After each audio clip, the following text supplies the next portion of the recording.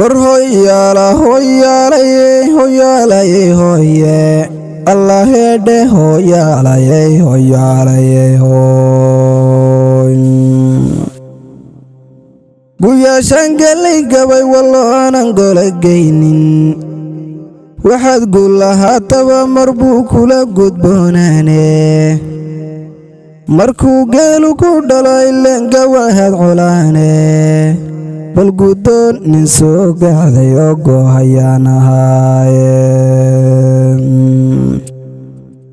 gasiirad haddii uu noqday iyo gumac rasaaseedba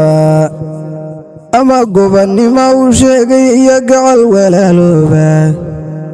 giddigiinba soomaaliyay dhagaha gaadhsiiya fahma gabaygu waa gudin afloo ku gabbood faliye waa garaad abwaan soo gunto gaaja ka tiriye gunta iyo ujeeddada haddaan horay u sii gaadho anigoonan gees marin intuu tari garaadkaygu dastuurkii geyiga ee la gaabay ninuu garaabayo markii uu si guudaanahee tabagelinayay waa maxay gafuur taagan iyo gooni socodkan ninba garashadiisu murtida gabax ka siiyaye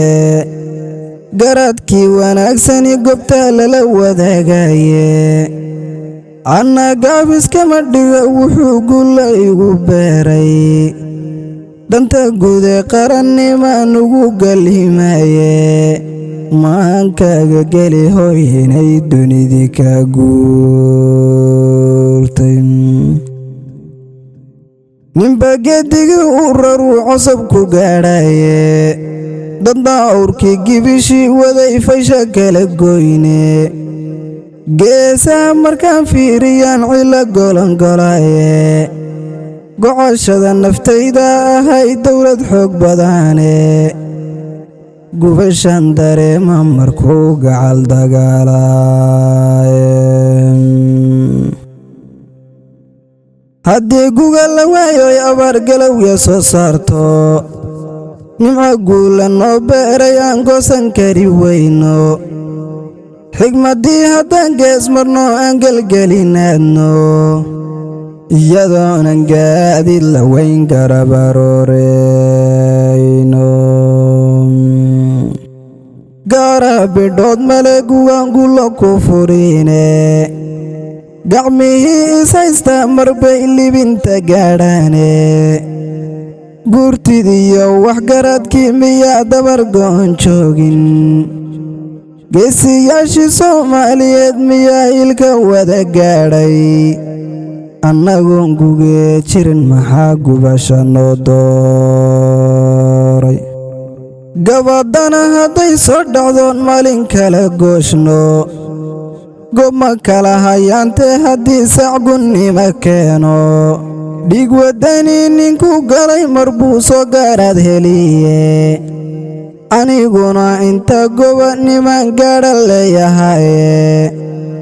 geyigiya dadkayga gobta ee la kala geeyey ducaan ugu gallinahay ileen galabba waacayne